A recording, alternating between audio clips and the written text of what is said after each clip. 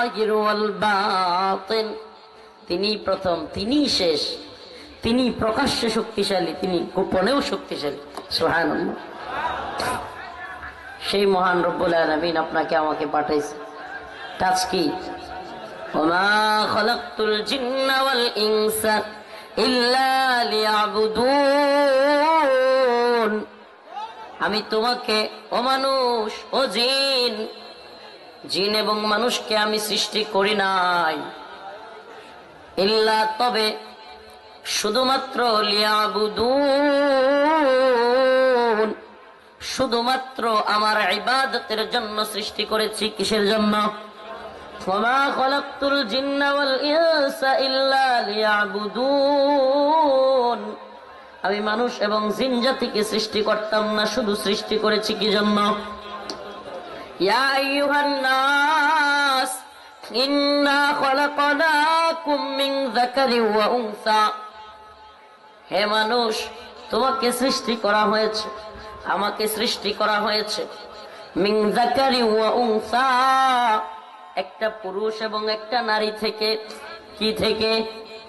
একটা পুরুষ এবং একটা নারী থেকে। উদ্দেশ্য কি? উদ্দেশ্য কি? আবারও বলতেছি, আল্লাহ নিজে বলতেছেন, ওমা খালাকতুল জিন্না ওয়াল ইনসা ইল্লা লিয়াবুদুন, উদ্দেশ্য হলো আমার ইবাদত করা। কার ইবাদত? দলের, পীরের, শায়েখের, নেতার, নেত্রীর ইবাদত হবে কার? ইবাদত কি? ইবাদত কি? রোজা রাখলে সওয়াব না গুনাহ? নফল রোজা রাখলে, ঈদের দিন রাখলে, তাইলে বোঝা গেল রোজা রাখাই ইবাদত না, রোজা রাখাই প্রকৃত ইবাদত। তাইলে ঈদের দিন রোজা রাখলে সওয়াব হইব? নামাজ পড়াই প্রকৃত ইবাদত।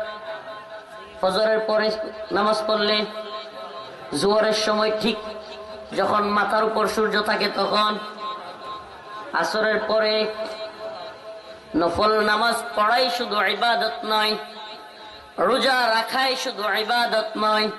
যদি রোজা রাখাই ইবাদত হইতো, তাইলে ঈদের দিন রোজা রাখলেও সওয়াব হইতো কি হইতো না? কিন্তু সওয়াব হয়, বরং ইবাদত হলো আল্লাহর হুকুম মানা। কি মানা? প্রকৃত ইবাদত কি? আল্লাহর হুকুম মানা। আল্লাহ যা বলেছেন তাই মানা, আল্লাহ যা থেকে নিষেধ করেছেন তা থেকে বিরত থাকা। কুনতুম খায়রা উম্মাতিন উখরিজাত লিন-নাস তা'মুরুনা বিল মা'রুফ ওয়া তানহাউনা আনিল মুনকার। আল্লাহ পাক নিজে বলতেছেন, কুনতুম খায়রা উম্মাহ, তোমরা হলো উত্তম জাতি। খায়রা উম্মাহ উখরিজাত লিন-নাস, তোমাদেরকে বের করা হয়েছে, তোমরা নিজের ইচ্ছায় বের হও নাই, মানুষদের কল্যাণের জন্য। কিসের জন্য? তা'মুরুনা বিল মা'রুফ ওয়া তানহাউনা আনিল মুনকার, তোমরা সৎ কাজে আদেশ করবে, অসৎ কাজে নিষেধ করবে। ঈদ এসেছে, নেতাজি বিশাল বড় ছবি দিয়েছে, সমস্ত মুসলিম ভাইদেরকে ঈদুল আজহার শুভেচ্ছা। লাগায় কি লাগায় না? এবার পূজাইছে, নেতাজি আবার ছবি দিয়া বড় পোস্টার টানাইছে, সবাইকে শারদীয় দুর্গা উৎসবের শুভেচ্ছা। এবার নাউজুবিল্লাহ কয় না? ক্রিসমাস আসছে, 1 জানুয়ারি, যীশু খ্রিস্টের জন্মদিন। এবার নেতাজি আরেকটা ছবি লাগাইছে, সমস্ত খ্রিস্টান ধর্মাবলম্বীদের খ্রিস্টীয় ক্রিসমাসের শুভেচ্ছা। এদের দান্দা কি? এই বাটপার গুলোর দান্দা হইল কয়টা ভোট কামানো। ইমান চাইলে যাক, ইমান চাইলে হিন্দুদেরও খুশি করতে হইব, মুসলমানরাও খুশি রাখতে হইব, খ্রিস্টানরাও খুশি রাখতে হইব। নাউজুবিল্লাহ। কোন ব্যক্তি চুরি করতে গেছে, কি করতে গেছে? আপনার এলাকার কালো আসুর চুরি করতে যাওয়ার সময় আপনি শুভেচ্ছা জানাইছেন কখনো? কালু ভাই শুভেচ্ছা আর অভিনন্দন, যাও আগায় যাও, আরো চুরি করো, বলছেন কোনদিন? তাহলে আপনি কত বড় বাটপার যে আপনি মূর্তি পূজার শুভেচ্ছা জানান? আপনার কাছে কি চুরি করার কাজটা আল্লাহর সাথে শিরিক করার চাইতে ছোট হয়ে গেল? নাউজুবিল্লাহ। আমার রব যিনি আমাকে সৃষ্টি করেছেন, আমাকে খাওয়ান, আমাকে পালেন, এই বাতাস আমাকে দিয়েছেন, যেটার কারণে আমি শ্বাস নিতে পেরেছি, সুবহানাল্লাহি ওয়া বিহামদিহি, আমার সেই মালিকের বিরুদ্ধে, আমার সেই মালিকের বিরুদ্ধে সিজদা করা হবে, আমার সেই মালিকের বিরুদ্ধে ডাকডোল পিটাইয়া, মদ খায়া, গাঁজা খায়া, মেয়ে নিয়ে নাচানাচি কইরা মূর্তির সামনে গিয়ে আমার রবের বিরুদ্ধে সিজদা দিবে, আর তুমি সেটার শুভেচ্ছা জানাও? তোমার চাইতে বড় মুনাফিক আর হইতে পারে না। ইন্নাশ শিরকা লাযুলমুন আযীম, আল্লাহ নিজে বলতেছে শিরিক হলো ভয়াবহ অন্ধকার। আপনার বাবেরা মার্ডার করছে কেউ, বাপকে কি করছে? খুন করছে। এখন ওই খুনির দল একত্রিত হয়ে একটা অনুষ্ঠান করছে, আপনি দাওয়াত দিলে যাবেননি? কথা কয় না কেন? আপনার বাবারা খুন করছে, এটার দরদ আপনার অন্তরে আছে, আপনি আপনার খুনির অনুষ্ঠানে বাবার খুনির যাবেন না, অথচ আপনার আমার রবের বিরুদ্ধে, আপনার আমার মালিকের বিরুদ্ধে মূর্তির পায়ে সিজদা করতেছে। আর এটা কে না জানে পূজার সময় দেদারসে মদ পাওয়া যায়। আল্লাহর বিরুদ্ধে যত বিরুদ্ধে কাজ আছে সব হচ্ছে, আর আপনি সেখানে গিয়ে শুভেচ্ছা জানান, সেখানে গিয়ে বসে থাকেন, সেখানে গিয়ে পাহারা দেন। আপনার মনের ভিতরে কি আল্লাহর ভয় নাই? আপনি কি জানেন কোরআন শুধু নয়, সনাতন ধর্মাবলম্বীদের কিতাবে, তাদের গ্রন্থে, তাদের মন্ত্রে বলা আছে মূর্তি পূজা করা যাবে না। আপনি জানেনই না এগুলো, বেখবর আপনি। আপনি উদারতার নামে, আপনি উদারতার নামে বাবা সেকুলারিজম, মোটারেড এক ধর্মের আবির্ভাব ঘটাইছেন। ইসলাম এটা বলে না। আমাদের সালাফগণ ইমান নবায়ন করে দিতেন। কেউ পূজায় গেলে কি করতেন? আকাবিরগণ ইমান, বউকে নতুন করে বিয়ে করাইতেন, বিয়ে পূজায় গেলে। আমাদের কথাগুলো ক্লিয়ার বোঝার চেষ্টা করবেন। সব জায়গায় একই বিষয়ে আলোচনা করার চেষ্টা করতেছি। মুমিনদের ইমানগুলো চলে যাক, এটাকে আমরা চাইতে পারি? ইমান কিভাবে চলে যায় মুমিন যদি সেটাই না জানে, এটার জন্য আলেমরা অবশ্যই দায়বদ্ধ, অবশ্যই আল্লাহর কাছে জবাব দিতে হবে। পূজা চলে গেছে, আলহামদুলিল্লাহ বলেন। কেন বলছি আলহামদুলিল্লাহ জানেন? কারণ আলহামদুলিল্লাহ যে গতানুগতিক অনেক বছরের চাইতে এখনকার যুবকরা সচেতন। কিন্তু তথাকথিত আমাদের রাজনৈতিক দলগুলো আর রাজনৈতিক নেতারা অতি উৎসাহী হইয়া ভারতকে খুশি করতে কিংবা ভারতের ডরে তারা গিয়া মন্দির পাহারা দেওয়ার দায়িত্ব নিচ্ছে। এটার দায়িত্ব প্রশাসনের, রাষ্ট্রীয় দায়িত্বশীল যারা থাকবে তারা যাবে। কেন? তারাও গিয়ে নমনীয়তা দেখাবে না, তারাও গিয়ে শর্টকাট কথা বলবে যে আমরা আসতাম না, আসছি আপনাদের নিরাপত্তা দেওয়ার জন্য। আমি যে কথাটা বলছি এটা আমার কথা নয়, মুফতি আমিন রহমতুল্লাহ আলাইহির কথা। উনি সুস্পষ্ট গিয়ে বলতেন আমরা আপনাদের কাছে আসতাম না, আসছি আপনাদের নিরাপত্তার জন্য। কারণ আপনাদের মন্দিরে কেউ হামলা করুক এটা আমরা চাই না। সুবহানাল্লাহ। এখানটাই আপনি যে মুমিন প্রকাশ হয়ে গেল। আপনি গিয়ে ওখানে যদি গীতা পাঠ করেন আর উলুধ্বনি দেয়ার খুশি হন, তাইলে কিন্তু সর্বনাশ হয়ে যাবে। আর আপনি যদি নেতা স্টাইলের হন, নেতা স্থানীয় হন, অনেক আপনার মুরিদ, অনেক আপনার ভক্ত মনে করবে যে আমি ওইটা করে ফেলি, সমস্যা তো নাই। তাইলে কি ইমান থাকবে? আমাদের দায়িত্ব কি বাবা? আমরা এই উম্মাহকে সজাগ করব, এই উম্মাহকে জানাবো আমাদের কারো বিরুদ্ধে ব্যক্তি বিদ্বেষ নেই, তবে দ্বীনের ইমানের প্রশ্নে আমরা মুখ খুলতে বাধ্য হই। আল্লাহি এছাড়া কোনো খায়সাত নেই। দ্বীন ইমানের প্রশ্নে আমরা আপোষ করতে জানি না। ব্যক্তি যেই হোক, দল যেটাই হোক, দ্বীন ইমানের প্রশ্ন আসলে আমাদেরকে কথা বলতেই হয়। প্রিয় হাজিরিন, প্রিয় উপস্থিতি, আল্লাহ পাক আপনাকে আমাকে দায়িত্ব বন্টন করে দিয়েছেন, জানিয়ে দিয়েছেন, ইন্না খালাকনাকুম মিন যাকারি ওয়া উনসা ওয়াজআলনাকুম শুউবা ওয়া ক্বাবাইলা লিতাআরাফ।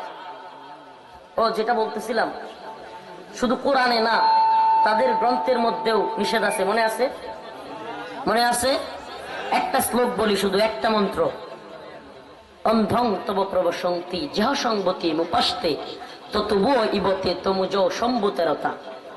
যদি কোনো সনাতনী লোক, সনাতন ধর্মের কোনো ব্যক্তি এখানে থাকে, অথবা ঠাকুর পর্যায়ের কেউ থাকে, তাকে গিয়ে বলবেন যে হুজুরের এই মন্ত্র ঠিক আছে কিনা।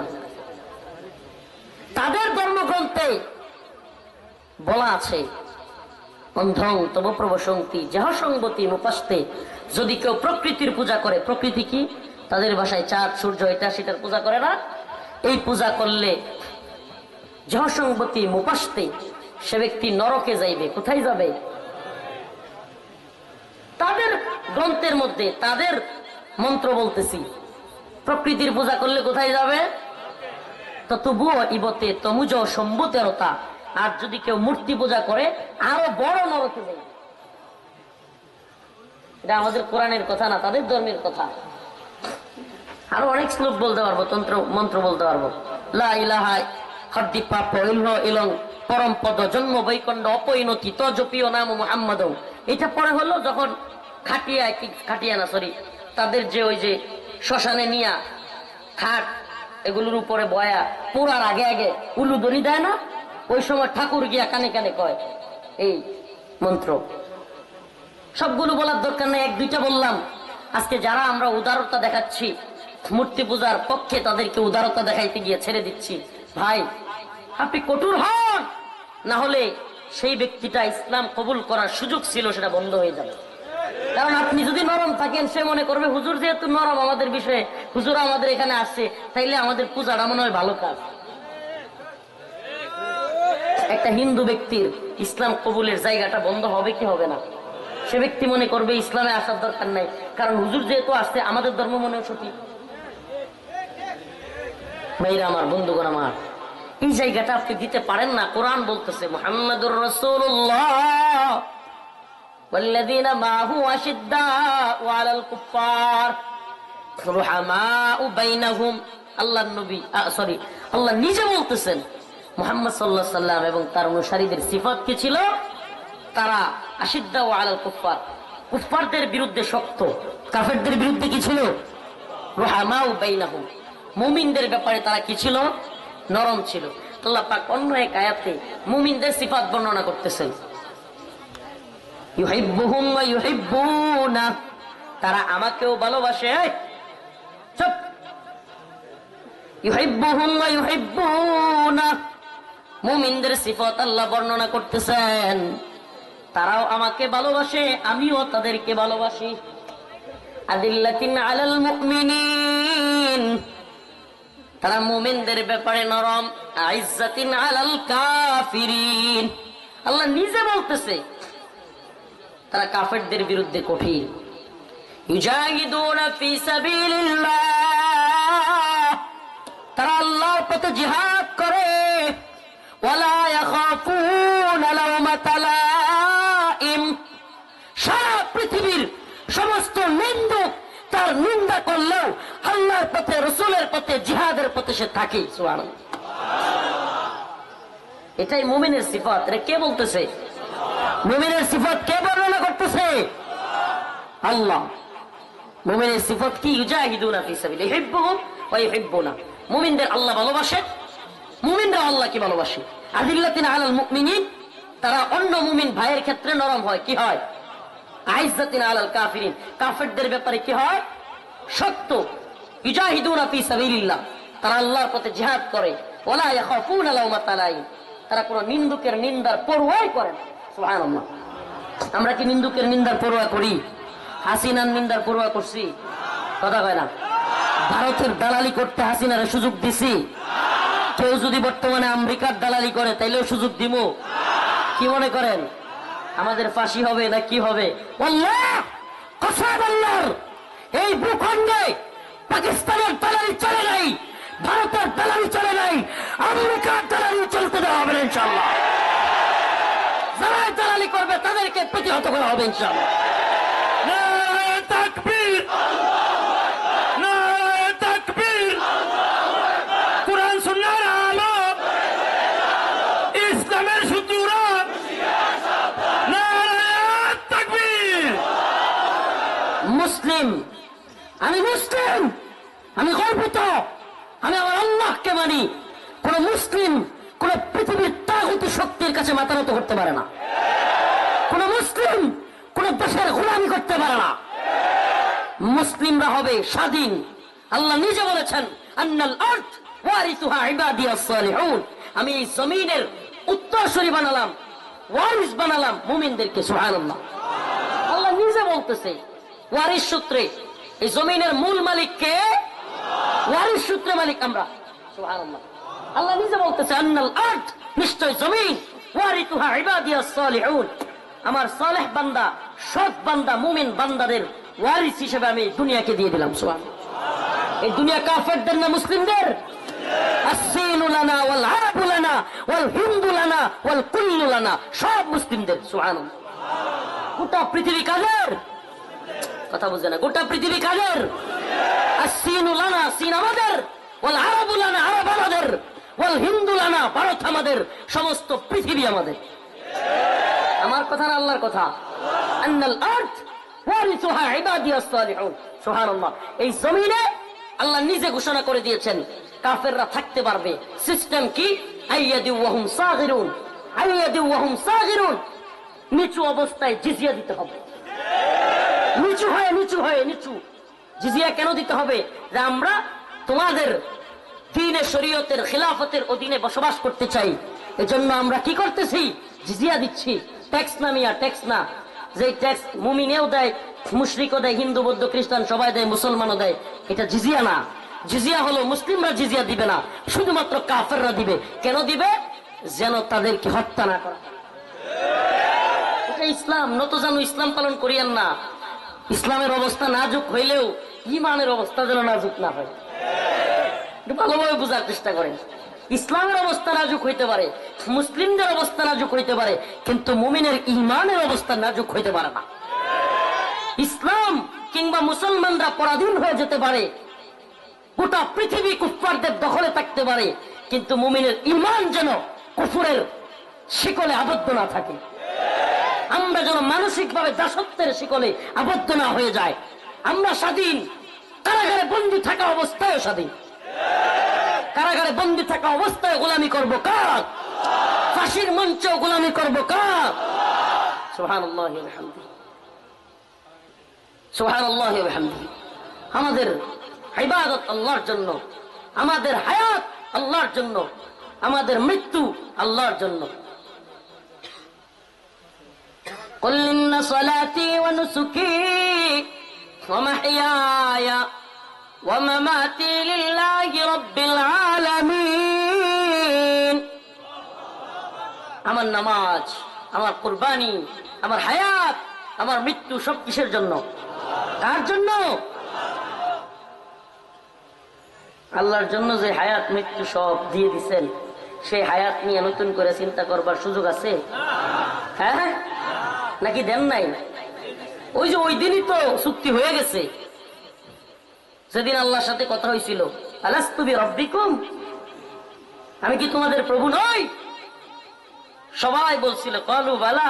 মোদিও কইছিল, কিন্তু নেতানিয়াহু কইছিল, বিশ্বাস করেন? সব মানুষ বলছিল।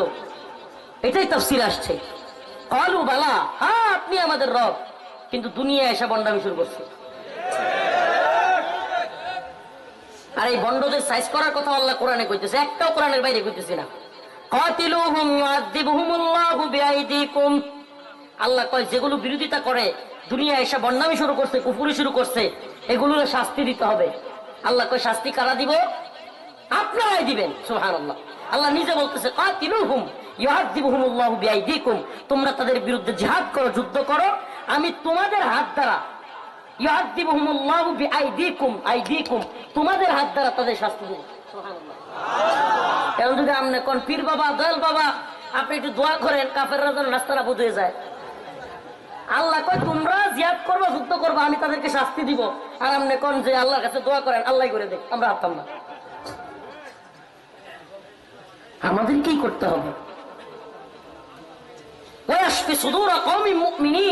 আল্লাহ বলছেন তোমাদের হাত দ্বারা তাদেরকে শাস্তি দিয়া আমি মুমিনদের অন্তরকে প্রশান্ত করবো। সুবহানাল্লাহ। মুমিনদের অন্তরকে কি করব? সুবহানাল্লাহ। তো আমরা আল্লাহর পথে আছি, আল্লাহর পথে থাকবো। ইয়া আইয়ুহান নাস ইন্না খালাকনাকুম মিন যাকারিন ওয়া উনসা ওয়া জাআলনাকুম শুউবা ওয়া ক্বাবাইলা লিতাআরাফু। আল্লাহ আমাদেরকে সৃষ্টি করেছেন একটা পুরুষ এবং একটা নারী থেকে, না বান্দর থেকে? জাফর ইকবাল রে মনে আল্লাহ বান্দর থেকে বানাইছে। ওর পিছনে খুঁজলে লেন জায়গাটা পাওয়া যেত। আর কি গো, আমরা বানরের বাচ্চা নাকি মানুষের বাচ্চা? যদি কোনো ব্যক্তি দারুইনি মতবাদ মেনে নেয় তাহলে ইসলাম ধর্মটাই নাই হয়ে যায়। নাউজুবিল্লাহ। কারণ আদম আলাইহিস সালাম না থাকলে ধর্ম কর্তৃকে থাকবো। হাওয়া আলাইহিস সালাম না থাকলে, যদি আদম হাওয়া থেকে আমাদের সৃষ্টি এটাই যদি না মানি, তাইলে ইসলাম থাকলো? কি সুন্দর আমাদের ছাত্রদেরকে, আমাদের ছেলে মেয়েদেরকে দারুইনি মতবাদ পড়ানো হচ্ছে। আল্লাহ মাফ করুক, বলে না আমিন। শিক্ষা নীতি নিয়ে চিরে একটা ধাক্কা আলেমদের সাথে শুরু হবে। যদি ভালোভাবে আসে তো আসলো, না হলে আমরা সোজা কথা, আমরা ওই সরকার আর এই সরকার বুঝি না। ইসলামের পক্ষে থাকলে আসি, ইসলামের বিরুদ্ধে গেলে কোন সরকার দেখবার টাইম নেই। কথা একবারে ক্লিয়ার, জোরে বলবো না, আসতেই বলতেছি। আগেও বলেছিলাম ইসলামের বিরুদ্ধে গেলে মানি, ইসলামের বিরুদ্ধে গেলে ইসলামের বিরুদ্ধে গেলে কাউরেই, পক্ষে থাকলে মানি। কথা ওইটাই, কিন্তু কথা ওইটাই আছে। লা ইলাহা ইল্লাল্লাহর অর্থটা কি? লা ইলাহা ইল্লাল্লাহর অর্থই তো হলো আল্লাহকেই মানি আর কাউকে মানি না। সুবহানাল্লাহ। আমি কাকে মানি? এটাই লা ইলাহা ইল্লাল্লাহর অর্থ। আল্লাহ ছাড়া কাউকে কি করি না। আল্লাহর বিরুদ্ধে গেলে আমি কাউকে মানি না, এটাই লা ইলাহা ইল্লাল্লাহ। সুবহানাল্লাহ। আল্লাহর বিরুদ্ধে গেলেও আমি মানি, ঈমান থাকবো? নেতা আল্লাহর বিরুদ্ধে গেছে, তার কথা মানলে ঈমান থাকবো? এই মেম্বার আল্লাহর বিরুদ্ধে মেম্বার গেছে, মেম্বারের কথা মানবেন না আল্লাহর কথা? আল্লাহর কথা বাদ দিয়ে মেম্বারের কথা মানলে আল্লাহরে রব মানলেন না মেম্বারে? আল্লাহর কথা যদি শায়েখের কথার বিরুদ্ধে যায়, পীরের কথার বিরুদ্ধে যায়, পীরেরটা মানবেন, শায়েখেরটা মানবেন, বাপেরটা মানবেন? বাবারটাও মানা যাবে? কারটা মানতে হবে? তাইলে আপনি আল্লাহর বান্দা। সুবহানাল্লাহ। তাইলে কার বান্দা? নাইলে কার বান্দা? আল্লাহর বিরুদ্ধে যার কথা মানবেন আপনি তার গোলাম হয়ে গেলেন। গোলাম কার? এই গোলামের দল কার গোলাম? এই গোলামের কথা কইলে খুশি লাগে। আমি কার গোলাম? অন্য কেউ গোলাম কইলে একবার থাপড়া বেড়ে ঘুরে লেগে, কিন্তু আল্লাহর গোলাম কইলে অন্তরটা কি লাগে? সুবহানাল্লাহ। এই গোলামের মধ্যে বড় মজা, বড় মজা। সিজদা দেওয়ার মধ্যে কি যে শান্তি। শুক্রবারে অন্তত যারা সিজদা দেয় এরা জানে। সপ্তাহব্যাপী নামাজ না পড়লেও, এই নামাজ না পড়লে মান তারাকা সালাতান ওয়াহিদান মুতাআম্মিদান ফাকাদ কাফারা, সুযোগ নেই। আল্লাহ রাসূল বলেছেন যে এক ওয়াক্ত নামাজ ইচ্ছাকৃত ছেড়ে দিল সে কুফরি করলো। নাউজুবিল্লাহ। নামাজ ছাড়ার সুযোগ নাই, কিন্তু উদাহরণ দেওয়ার জন্য, বোঝানোর জন্য বলতেছি। জুমার নামাজটা পড়ে বেরোইলে শরীরটা কেমন লাগে, মনটা কেমন লাগে? সত্যি কইবেন? হ্যাঁ, আমার খুশি করার জন্য বলার দরকার নেই। কেমন লাগে? অনেক ভালো লাগে না? বুঝেন তো? এই খারাপ এই আত্মা তোমাকে চিনে না, তোমার টাকাকেও চিনে না, তোমার বাড়ি ঘর চিনে না, তোমার সুন্দরী বউ কেউ পায় খুশি হয় না। কলব একমাত্র খুশি হয় তার রবকে সিজদা দিলে। আল্লাহ তার রবকে, তার মালিককে একটা সিজদা দিলে সে বড় খুশি হয়। সেই জন্য দেখবেন যত অশান্তি, সিজদা দিবেন মনে শান্তি চলে আসবে। চ্যালেঞ্জ করলাম, সিজদা দিবেন আপনার মালিককে বিশ্বাসের সাথে, ভয়ের সাথে, খুশুর সাথে। সুবহানাল্লাহ। দেখবেন অন্তরটা প্রশান্ত হয়ে গেছে, সব উদাসীনতা দূর হয়ে গেছে। বিশ্বাসের সাথে দিতে হবে, নড়বড়ে না। কিছু গিয়া মন্দিরও দিলাম, কিছু দুষ মসজিদও দিলাম, তাইলে হইতো না। আফাতুমিনুনা বিবাদিল কিতাব ওয়া তাকফুরুনা বিবাদ। যদি কিছু আল্লাহ বলতেছে, তোমরা কি আমার এই কিতাবের কোরআনের কিছু ঈমান আল্লাহ আর কিছু ছেড়ে দিলা, কিছু অবিশ্বাস করলা? না, এটা হবে না। ফামা জাযাউ মান ইয়াফআলু যালিকা মিনকুম, তোমাদের যারা এই কাজটা করবে, ফামা জাযাউ মান ইয়াফআলু যালিকা মিনকুম ইল্লা খিজিউন ফিল হায়াতিদ দুনিয়া, এদের জন্য দুনিয়ার জিন্দেগিতে লাঞ্ছনা আছে। লাঞ্ছনা কি আছে? এখন বলে যায় যেগুলো শারদীয় দুর্গা উৎসবের বড় বিলবোর্ড লাগাবে এই নেতাগুলোরে, এই দান্দাবাজ বুটের দান্দাবাজ নেতাদেরকে বয়কট করবে। সোজা কথা, ইমানি দায়িত্ব এটা। কোন মুসলিম শারদীয় দুর্গা উৎসবের শুভেচ্ছা জানাতে পারে? কোন মুসলিম চুরি করতে গেছে চুরকে শুভেচ্ছা জানাতে পারে? ডাকাতি করতে যাচ্ছে ডাকাতকে শুভেচ্ছা জানাতে পারে? খুন করতে যাচ্ছে খুনিকে শুভেচ্ছা জানাতে পারে? তাইলে শিরিক, আল্লাহ নিজে কইতেছে ইন্না শিরক লাযুলমুন আযীম, এটা তো ভয়াবহ অন্ধকার। শিরিককারী জান্নাতে যাবে? কোন শিরিককারী জান্নাতে যাবে? আল্লাহর সাথে শরীক করার চাইতে ভয়াবহ গুনাহ কোনো কিছু আছে? আল্লাহ পাক সব ক্ষমা করেন, শিরককে ক্ষমা করেন না। শিরিককারী মুদির মা হইলে আর হাসিনা বুবু যদি দোয়া করে তাইলে কি মাপ পায় যাইবো? মনে নাই আমরা জেলখানা থেকে পত্রিকা পড়ে দেখছি, মুদির মা যখন মরে গেছে হাসিনা উভয় জাহানে দুনিয়া আখেরাতে কল্যাণ কামনা করছে। তাহলে কি হয়ে গেছে? মুদির মা মনে হয় কই বেহেশতে, নাউজুবিল্লাহ। কোন কাফের বেহেশতে যাবে এইটা যদি কারো বিশ্বাস থাকে তাহলে তার ইমান নাই। ইমান একবার ক্লিয়ার করতে হবে। এটা আমার কথা না, আল্লাহর কথা। যে কথাগুলো বলতেছি একটাও দলিল ছাড়া নয়, আল্লাহ নিজে বলতেছে ইন্নাল্লাযীনা আমানু ওয়া আমিলুস সালিহাত কানাত লাহুম জান্নাতুল ফিরদাউসি নুজুলা। যারা ঈমান এনেছে, সৎ কাজ করেছে, সে কোথায় যাবে? জান্নাতুল ফিরদাউসে। ইন্নাল্লাযীনা কাফারু মিন আহলিল কিতাব ওয়াল মুশরিকিনা ফি নারি জাহান্নাম। কাফের মুশরিকরা কোথায় যাবে? আমি কইছি না আল্লাহ? এতক্ষণ যত কথা কইলাম সব কে কয়? আল্লাহ। ইন্না ইয়া আইয়ুহান নাস দুরিবা মাসালুন ফাসতামিউ লাহু। আল্লাহ বলতেছে একটা উপমা দেই, শুনো। দুরিবা মাসালুন ফাসতামিউ লাহু, একটা উদাহরণ দেই, তোমরা জেনে রাখো, শুনো। ইন্নাল্লাযীনা তাদউনা মিন দুনিল্লাহ, তোমরা আল্লাহকে বাদ দিয়া যারা ডাকো, লা ইয়াখলুকু যুবাবা, এই মূর্তিগুলো সবগুলো মিল্লা একটা মশা বানাইতে পারতো না। আল্লাহ কয়, কে কয়? আল্লাহ নিজে কোরআনে কইতেছে লা ইয়াখলুকু, অসম্ভব। আল্লাহ লাম লাম তাকিদ দিয়ে বলতেছে লা ইয়াখলুকু যুবাবা, একটা মশা মাছিও বানাইতে পারতো না। কি বানাইতে পারবে না? মশা মাছিও বানাতে পারবে না। ওয়া ইয়াসলুবহুম যুবাবু শাইআ, আর যদি মশা তাদের খাবার টাবার কিছু লই আয়, লা ইস্তানকিদুহু মিন, এটা বাঁচাইতেও পারতো না। মোদি 21 সালে বাংলাদেশে আইছিল, কইতারেন 2021 সাল। আমাদের জাতির বোন, জাতির পিতা যদি হেলা হয় তাহলে মেয়ে কি হইব? জাতির বোন। যদি এখন পালাইছে, খুব কইছিল আমি অমুকের মেয়ে পালাই না। আল্লাহ কয় দাঁড়া, তুই কেডা? ফেরাউন রে আমি কি কয় নমরুদ রে লেংরা মশা দিয়ে আর ফেরাউন রে পানি চুবাই মেরে লাইছি, আর তুই কেডা রে? সুবহানাল্লাহ। আল্লাহর সামনে বেড়াগিরি চলে, বেড়িগিরিও চলে না। ওয়াল আউয়াল ওয়াল আখির ওয়াল যাহির ওয়াল বাতিন। সুবহানাল্লাহ। আল্লাহ কয় আমি প্রথম, আমি শেষ, কেউ থাকবে না, কারো ক্ষমতা থাকবে না। সুবহানাল্লাহ। কে কয়? কে কয়? অহংকার আল্লাহর চাদর। সুবহানাল্লাহ। অহংকার কার চাদর? আমি অমুকের বেটি তমুকের বেটি অহংকার করো, এই অহংকার কার চাদর? পৃথিবীর কোন ক্ষমতাসীন নাই যে ক্ষমতাসীন অহংকার করে আর সে টিকে থাকবে। পৃথিবীর কোন ক্ষমতাসীন নাই। আমি বিরুদ্ধে বলার জন্য বলছি না। এই মহিলার বাবা লাশ পড়েছিল ঘন্টার পর ঘন্টা ধানমন্ডির 32 নম্বরে, নেওয়ার লোক ছিল না। মনে আছে আপনাদের? নেওয়ার লোক ছিল না। শেখ মুজিবুর রহমানের লাশ। এই দুনিয়ার ক্ষমতা কারো ক্ষমতা? জিয়াউর রহমানকে গুলি করে মারা হয়েছে। কারো ক্ষমতা চিরস্থায়ী না ভাই। অহংকার পতনের মূল। আল্লাহ নিজে বলতেছে ওয়াল আউয়াল ওয়াল আখির ওয়াল যাহির ওয়াল বাতিন। সুবহানাল্লাহ। আমি প্রথম, আমি শেষ, আমি ক্ষমতাশালী। তাবারাকাল্লাযী বিয়াদিহিল মুলক ওয়া হুয়া আলা কুল্লি শাইইন কাদির। আমি সমস্ত রাজত্বের মালিক, আমি সমস্ত কিছুর মালিক। ওয়া হুয়া আলা কুল্লি শাইইন কাদির। আমি পরাক্রমশালী। হুয়াল আউয়াল ওয়াল আখির ওয়াল যাহির ওয়াল বাতিন। আল্লাহু লা ইলাহা ইল্লা হুয়াল হাইয়ুল কাইয়্যুম।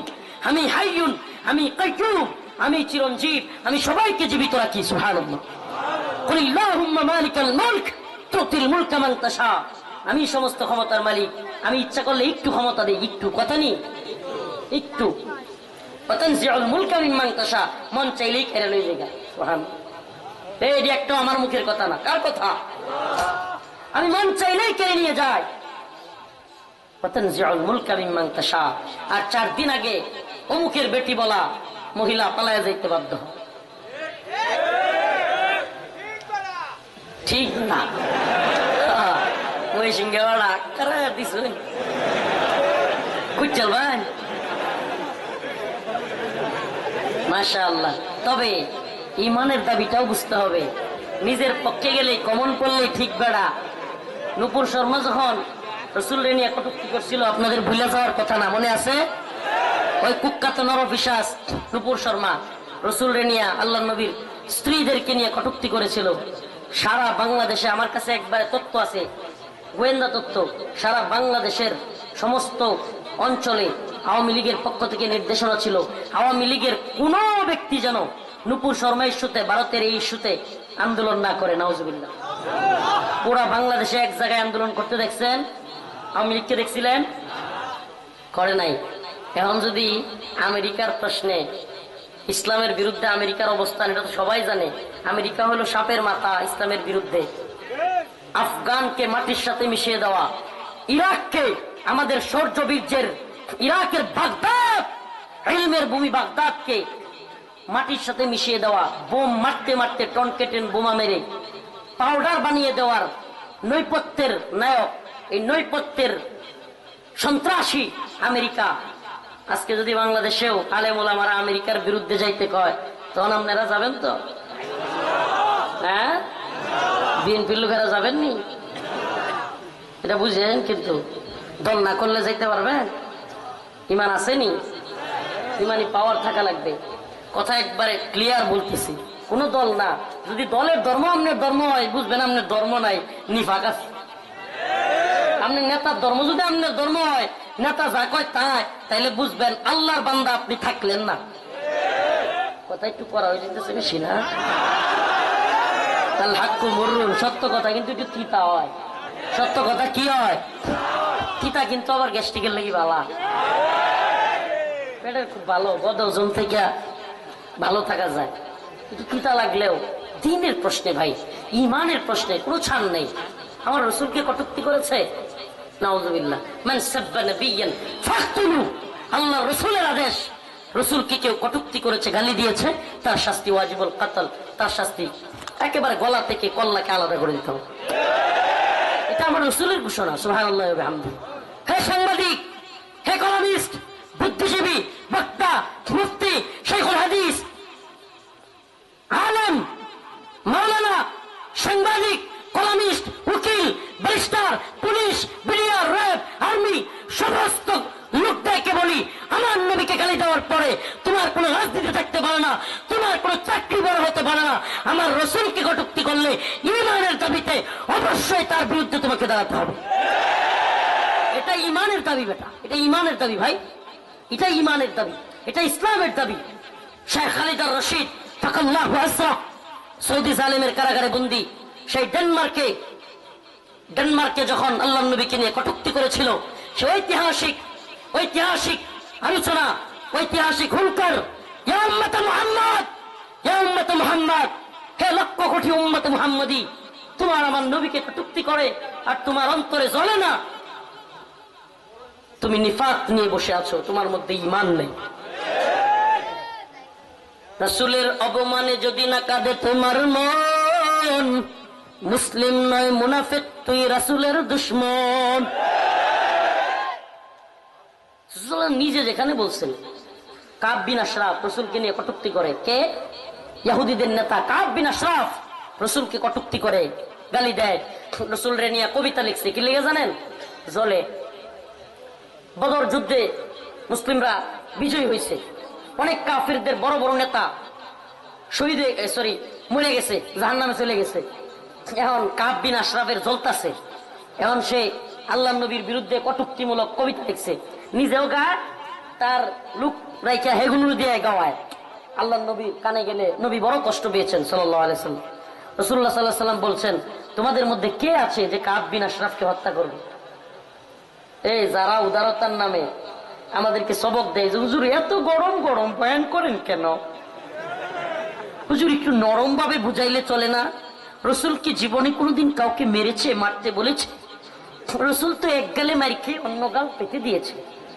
নাউজুবিল্লাহ। আরে সন্ন্যাসী, সন্ন্যাসী মার্কা ধর্ম ইসলাম না, গান্ধীগিরি ইসলামে চলবে না। রসুল নিজে বলেছেন, মুহাম্মদ বিন মাসলামা রাদিয়াল্লাহু আনহু দাঁড়া গেছেন, ইয়া রাসূলুল্লাহ আতুহিব্বু আন তাকতুলাহু, আমি তাকে হত্যা করি, এটা কি আপনি পছন্দ করেন? রাসূলুল্লাহ সাল্লাল্লাহু আলাইহি ওয়াসাল্লাম বলেন, নাম, হ্যাঁ। সুবহানাল্লাহি ওয়া বিহামদিহি। আল্লাহ রাসূল নিজে বললেন, কে আছে কাব বিন আশরাফকে হত্যা করবে? মুহাম্মদ বিন মাসলামা রাদিয়াল্লাহু আনহু দাঁড়ায় গেলেন, ইয়া আল্লাহর রাসূল আপনি পছন্দ করেন তাকে হত্যা করি? কয় হ্যাঁ। তখন মুহাম্মদ বিন মাসলামা বলেন, ইয়া রাসূলুল্লাহ আমার একটু অনুমতি দেন, আমি হের লগে গিয়ে একটু গাল গল্প করি। গাল গল্প বুঝেন তো না, মানে হের হলো একটু মিলশিল দিয়া হের লগে একটু বানায় বানায় কথা কই। আল্লাহ রাসূল বলেন ঠিক আছে। এর মানে বোঝা গেল ইসলামের পক্ষে থাকবার জন্য কৌশল অবলম্বন করা কি? দ্বীনের পক্ষে কৌশল অবলম্বন করা কি? কথা কয় না? দেন না মাঝে মাঝে শিবির লুকায়তা হ্যাঁ, ঢাকা বিশ্ববিদ্যালয় শিবিরের প্রধান সমন্বয় হয়ে যায়, মাঝে মাঝে ছাত্রলীগ হয়ে যায়, হাওয়া হয়ে গেছে, হঠাৎ করে এটি বাড়িতেছে জঙ্গলির মতো, আমি শিবিরের অমুক। সুবহানাল্লাহ। আল্লাহ পাক দ্বীন বিজয়ের পথে সবাইকে কবুল করুক, বলে না আমিন। তবে গণতন্ত্র দিয়ে হবে না, এটাও মনে রাখি। যে জয় দলই করেন, গণতন্ত্র দিয়ে ইসলামের বিজয় পৃথিবীর শুরু লগ্ন থেকে এখন পর্যন্ত হয় নাই। 1 ইঞ্চি ভূমিতে কোরআন সুন্নাহ অনুযায়ী রাষ্ট্র ব্যবস্থা চালু হয় নাই। লিখে রাখেন, কিয়ামতের আগ পর্যন্ত হবে না। মুরসি ক্ষমতা দখল করছিল বুটের মাধ্যমে মিশরে, কয়েকদিনও কুর্সি টিকে নাই, কুর্সি টিকে নাই কয়েকদিন। যখন ইসলামের পক্ষে কাজ করা শুরু করছে, তার বিরুদ্ধে লাগাই দিছে পশ্চিমারা লোক, উল্টায় ফেলছে। তো এই জন্য দাওয়া এবং জিহাদের পথ ছাড়া, দাওয়া এবং জিহাদের পথ ছাড়া ইসলামী বিজয় আসবে না। তন্ত্রমন্ত্রের মাধ্যমে ইসলামী বিজয় আসবে না। ইসলামী বিজয় একমাত্র আসবে তালেবানি রূপরেখায়। দেখেন না আফগানিস্তানে আমেরিকা নাকে খত দিয়া বাপ ডাইকে বাগছে 15 আগস্ট, কয় বাবা আর জীবনে আসবো না আপনাদের এলাকায়, সাইরা দেমা কান্দে বাসি। গেছে কি যায় নাই? ওই যে ইসরায়েলের নেতানিয়াহু দাম্ভিক অহংকারী, যখন মুসলিমরা সহ্য করতে পারে নাই, হামাসের মুজাহিদরা আক্রমণ করে বসছে, তখন কি কয়, 24 ঘন্টার মধ্যে হামাসকে নাস্তানাবুদ করে দিব, নিশ্চিহ্ন করে দিব। এবার একটু বড় কয় 48 ঘন্টার মধ্যে হামাসকে নাস্তানাবুদ করে দিব। সুবহানাল্লাহ। 48 ঘন্টা 24 ঘন্টা যাইতে যাইতে 1 বছর গেছে, কিচ্ছু করতাম। তখন মাঝে মাঝে কয় বাবা শান্তি চুক্তি করি, আসো একদিন যুদ্ধ বিরতি দেখি। সুবহানাল্লাহ। সুবহানাল্লাহ। আল্লাহ নিজের ঘোষণা এটা, কাম মিন ফিয়াতিন কালিলা গালাবাত ফিয়াতান কাসীরাতান বিইذنিল্লাহ। আল্লাহর উপর ভরসা রাখলে ছোট ছোট দল বড় দলের বিরুদ্ধে বিজয়ী হবে। এটা কার ঘোষণা? তো বলতেছিলাম, মুহাম্মদ বিন মাসলামা কাব বিন আশরাফের কাছে গেছে, যায় কয়, কাব বিন আশরাফ আমরা তো বড় মুসিবতে আছি। কয় কি হইছে? আর কইও না, মুহাম্মদ সাল্লাল্লাহু আলাইহি ওয়াসাল্লাম হ্যাঁ তো যাকাত নিতে নিতে আমগরে একবারে ফুতুর করে লেগেছে। মিল দিছে, বুঝছেন না? যখন কইছে যাকাত নিতে নিতে, আর আগেই তো কইছিলাম, তোমরা আগে বুঝলা না। এখন মুহাম্মদ বিন মাসলামা কয় টোপ গিলছে। এই কাব বিন আশরাফ এই বদমাইশ ছিল অনেক লম্বা, অনেক মোটা, বিশাল দেহের অধিকারী। এরা 2-4 জনে মারাও কঠিন, মানে বিরাট সুটাম দেহের অধিকারী ছিল। তো মুহাম্মদ বিন মাসলামা রাদিয়াল্লাহু আনহু শর্টকাট করতেছি ঘটনাটা, হুজুর কি আসবে নাকি কিছুই জানায় না রে। আরে মাইকটা বক্সটা চালায় দিচ্ছে, ভয়ও নাকি। হ্যাঁ আস্তে আস্তে, জোশ কম, হুশ দরকার। কিছু বন্ধ পায়, আলুর মতো চালায় দিচ্ছেন, গুস্তের মধ্যেও যায়, ডালের মধ্যেও যায়, সব কিছুতে যায়। তাইলে চলতো না, না 40 মিনিট কেমনে যাবো। হুজুর তুরি আয়ো, তুমি আয়ো ভাই। আমি ঘটনা বলতে লম্বা করতে পারবো, সময়ও দিতে পারবো, কিন্তু আমাকে ঢাকা যেতে হবে একটা জরুরি কাজ। ফজরের আগেই যেতে হবে, 2টা বেজে গেছে অলরেডি। এরপরে জরুরি কাজ থাকার কারণে ওদিকে যেতে হবে। তো হুজুর যদি আর 40 মিনিট লাগে তাইলে আর টানা সম্ভব না আমার পক্ষে। আমি সরাসরি বললাম, আর হুজুর আমি নিজে কথা বলছি তো মানে আসার সম্ভাবনা খুবই কম, তাহলে শেষ করে দিতে হবে।